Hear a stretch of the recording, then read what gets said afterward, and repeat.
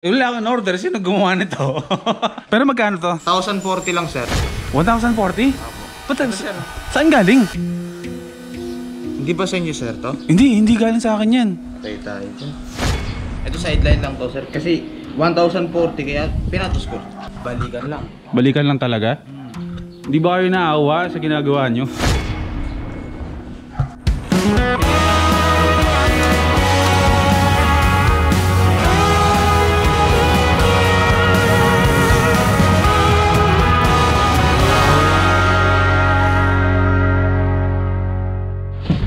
Oo.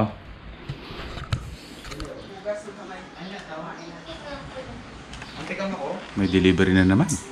Dunkin Donut. Wait lang. Food Panda. Good morning, bro.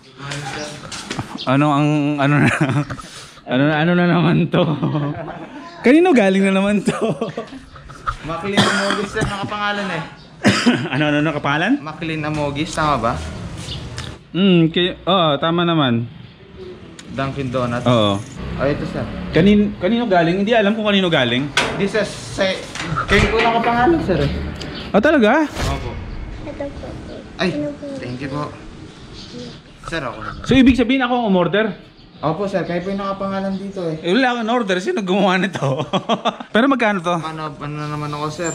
Ha? 1,040 lang, sir. 1,040? Opo. Ba't, saan galing? Hindi ba sa inyo, sir, to? Hindi galing sa akin yan. Patay tayo dyan. Facebook na naman yata ako, sir. Seryoso? Sir, Pampanga pa ako galing eh. Talaga? Sa San Fernando pa ako galing, sir. So fake book ang tawag dito? Sa ganyan? Sir, sabi niyo, hindi po sa inyo. Oo, hindi sa akin to. Oo. Kanina pa naman ako paikot-ikot dito, sir. Tawag dito? Pero saan in order to? Kumbaga ako. Opo, kayo po yung order eh. Kayo po nakapangalan dito eh. Bayad naman siya, sir, pero yung delivery fee hindi.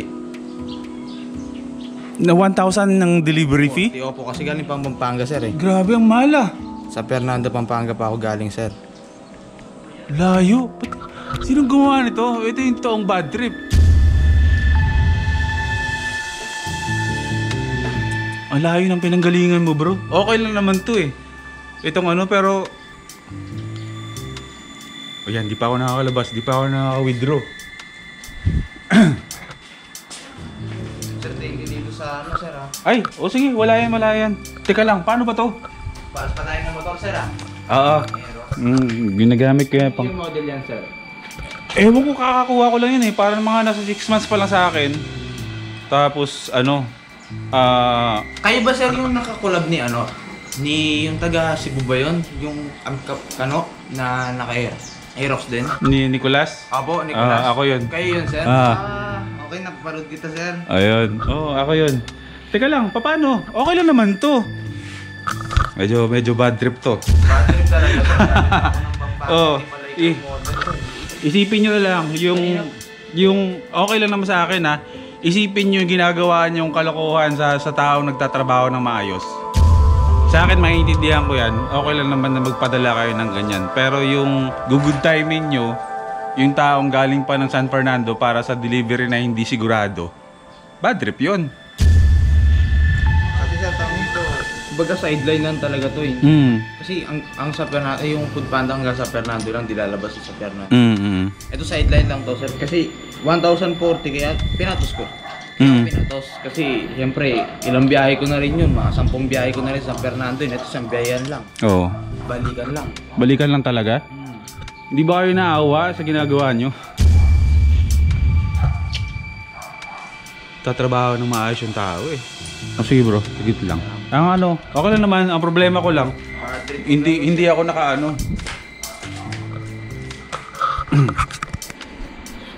Humiram na lang muna ako bro sa nanay ko.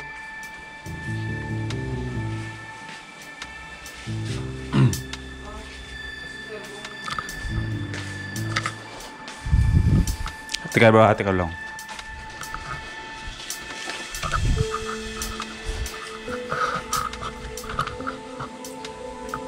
Buwan ka bro? 1,040.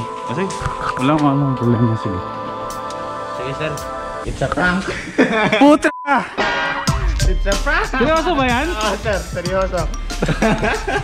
Sa inyo talaga yan, sir. Ayan. Na-prank natin si Boy first time yan. Na-request ko sa akin. Ito na siya. Na-prank ko na siya, guys. Ay, eto ha. Seryoso, nagalit ako, bro. Bubugi kita. Hindi. Seryoso, kasi... Alam ko mainit di ulo mo pagka ganito eh. Oo, talaga, bro. Talaga ako ng vlog mo. Kaya... Ha? Oo, daw mga vlog mo. Kaya alam ko yung ugali mo eh. Grabe, ang galing mo. Napalabas mo yung ano ko. Pero kasi seryoso talaga, bro. Hindi ko, sabi ko, pwedeng gawa ng paraan yung bayad. Pero takti, doon ako sa naiinis yung hassle na binigay sa'yo kung totoo man to. Sige, makaka-uwi ka na, bro. Dalhin mo yung donut mo. Nagpa-vlog ka ba? Oo. YouTube channel ko is Daily Bite Driven. Oh, Daily Bite Driven. Ayan. Oh, puntahan nyo ha. Lahat ng mga gusto nyo sabihin nyo sa kanya yung pang-prank na.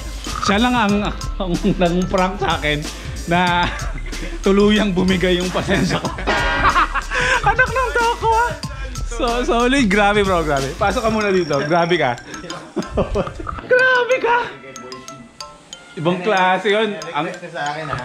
Ang galing mo doon. Yun ang magaling. Ito ang prankster talaga. Oh, gusto mo kumain? Hindi, tiyo. Okay lang po. Ba't ka? Basta rin ako kumain. Tsaka, may kasalanan ka sa akin. Tapos kumain. Hindi, joke lang. Grabe, bro. Ikaw yung kinakampihan ko sa sitwasyon na to. Ikaw pala yung bumiktima sa akin. Yun nga yung point eh. Para palabas yung tunay na ugali. Ay, grabe. Natin yung tunay na ugali ng mga YouTuber natin. Oo. Eto si Sir, nakabilib talaga niya ako. Ayan. Bira, ikaw yung iniisip ko eh. Concern pa rin siya sa aming mga delivery rider. Hindi, sa totoo, bro, nagalit ako eh. Doon ako nagalit sa may gumamit ng pangalan ko. Oo. Tapos, pagka gamit ng pangalan ko, gumamit pa ng ibang tao para i-hassle. Pero hindi ako nagagalit sa'yo ah. Hindi, okay lang. Okay lang naman na isan mo kasi malakas din ako mang-isa eh. Pero, pinagpawisan ako. Pero buti na lang hindi totoo. Kasi, ayan, kita nyo kung paano magalit. Kaya parang subscribe ko, ayan. Subscribe lang kayo kasi boy. Galing pa siyang Pampanga. Para gawin sa akin to. Pero, taga Sambales para kababaeng ko, mga first timers. Nakikita ko yung mukha niya Ay. sa mga comment ko. Talaga? Oo, nag-comment talaga. Ayun ang YouTube channel ko, Sir. Ito mga first timers oh. Subscribe nyo si Daily Bike Driven. Ganda ng pangalan mo ah. Wala eh. Oo no. Eh, pinarang ko rin sila Doggy nung nakaraan. Ah talaga? Sila Doggy tapos si... Nervous araw-araw. Oo! Mahilig ang mga taong prank dito sa akin. Pero ito yung pinakamatindi. Legit eh. Legit eh. Naka-uniforme ka pa. Tapos ito, isipin mo, halagang ano to eh, nasa 240? Po. Mga ganon. Tapos yung delivery charge, 1,000? 1,000? Sino bang hindi init yung ulo doon? Grabe. Talaga yung goal. Oo. Pero okay bro. Ay, okay ka na. Nakainom ko na ng soft drinks, di ba? Ayun, nagtagumpay. Hindi. Parang may sticker pa yata. Okay ka. Check ko dyan. Galing. Sig. Pero okay bro, sport ako dyan. Ang ano ko lang is yung kalagayan niyang siya yung akala ko siya yung ano.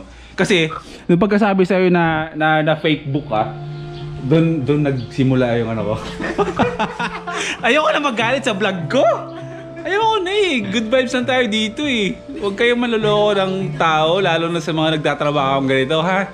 Ito, good time man lang tayo dito, pero sa totoong buhay, wag niyong gagawin. Kasi kapag may nangyari talaga na ganyan na talagang may fake book talaga kayo, pinapuntan nyo dito at hinasal nyo talaga yung taong nagtatrabaho ng maayos, makikita nyo talaga ang totoong boy first time. Kasi kakampihan ko talaga yung mga taong ginaganyan-ganyan ng mga tripper. Ito talaga, ginagawa ko tong vlog na to para sa raise awareness na rin sa mga subscribers mo na kasi kami madalas napaprank eh. Oo bro. Ngayon, babawi naman kami. Kumbaga para din masabi mo sa mga subscribers mo na ay wag niyong gawin to kasi yun nga talagang hassle sa mga rider. Oo. Ganyan. Kaya ayun, ginagawa namin to. Kasi kilala mo si Sir Jawo? Oo. Ayun, dalawa kami sir, kami dalawa. May nagko-kontakan kami. Ah, talaga kayo? Oo. Tinatarget namin yung mga sino malapit sa amin. Yun ang tinatarget. Taga dito lang ba yun? Malapit na ba yun? Taga lang. Las Piñas sa sir. Taga Las Piñas siya. Kilala ko yung tsura ni Jowo. Alam ko na pag pumunta dito yun. Ibigay mo na ulit ito kay Lola. Nagkautang pa ako bigla. Buti na lang. Isang malaking thumbs up dito, bro. Galing mo. Tapos na nga yung maikling kwentuhan ni Idol Boy First Time. Hindi, maikli lang to sa video pero kanina pa talaga kami nagkwentuhan. Oras na. Ilang oras namin nagkikwentuhan dito lang. Pero, yun nga, sabi ko nga, siya ay nagwagi, siya ay nag-succeed sa kanyang pang-prank. Galing talaga. Pero nagdi-deliver ka talaga ha, bro, di ba? No? Ayun. Ayun na, marami na nangyari. Nagka-add na rin kami sa Facebook. Yan, tropa na kami. Pagkatapos ng ginawa sa akin. Uy bro, basta pag bumabiyahe ka, mag-ingat ka pa rin. Tsaka yun nga, sabi ko nga, sana wag mangyari. Kasi di ba sabi mo nangyayari talaga sa'yo yung nakakancelan. Yun yung ano talaga dun. May aral dito pero mamaya na natin sa ending pag-usapan niya. Pero ikaw bro, mag-iingat ka sa biyahe mo pa uwi, ha? Okay bro. Ayun paano sir? Punta na ako. Sige bro, peace bomb tayo. Hanggang sa good luck sa mga susunod na mga mabibiktima mo. Galing talaga. Galing. Dapat paiba-iba yung itsura mo kasi syempre sa dami ng manonood sa'yo at makikilala. Basta kaya mo na yan. Ano mo yan eh. Diskarte mo na yan. Di ba? Yan. Uwi pa si bro ng Pampanga. Kukunin daw niya ng ilang oras lang. 45 minutes lang. 30 minutes rock and roll. Pira-pira.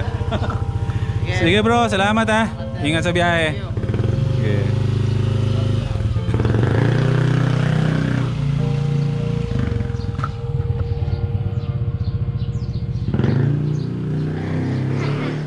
Galing. Stig. Solid. Ngayon lang ako na-prank ng ganun na parang umabot talaga sa hangganan. Pero okay lang yon kasi sa mga ganun pangyayari, meron tayong aral na natututunan, especially sa mga nagpa-prank-prank ng mga kalokohang prank na yan, lalo na sa mga YouTubers. Ito ang sabi kanina. Yung prank sa akin kanina, okay lang naman kasi sport naman tayo dyan. Okay lang naman kasi syempre, naiintindihan natin yan. At saka sport din naman ako sa ganyan kasi kanina nagalit ako. Pero nung nalaman kong prank, is tawang-tawa ako. Pero syempre, tao lang naman tayo, natural lang na mag-react tayo ng ganun. Kasi, syempre, ikaw ba naman yung magbayad ng 1,000 plus para dun sa delivery. Tapos, yung halaga ng donut mo is nasa 200. Tapos, hinasil mo pa yung taga-deliver. Diba? Sino bang hindi magagalit sa ganun? Pero ganito mga first timers. Nakausap ko siya kanina. Yung nag-prank sa akin. Na, ang ganda nung ginagawa nila sa ngayon sa totoo lang. Kasi, sila ang pinaprank ng mga nag-YouTube. Pero sa ngayon, sila ngayon ang nagpa-prank sa mga YouTubers para magbigay ng mga gusto nilang gift para sa mga YouTubers. Isipin mo kung gaano kaganda yung advocacy nila o yung mga gusto nilang gawin ngayon kaysa sa mga YouTubers na gumagawa para sa kanila. 'Di ba yung mga loko-loko mga YouTubers is good time sila? Nagsispend sila ng pera nila para dun sa puhunan ng in-order ng isang YouTuber para i-deliver sa kanila, tapos good timing din. Ay di nag-shoulder yung taga-deliver. 'Di ba? Kasi pera nila nilalabas nila diyan eh. Kumbaga pinapaluwalan muna nila. Eh kapag prank sila, ay di parang bumili sila sa wala. At ang malungkot pa dun mga first timers ay yung mga naka-cancel na mga delivery sa kanila is wala silang magawa. Is either iuwi nila o pinapamigay na lang nila sa iba.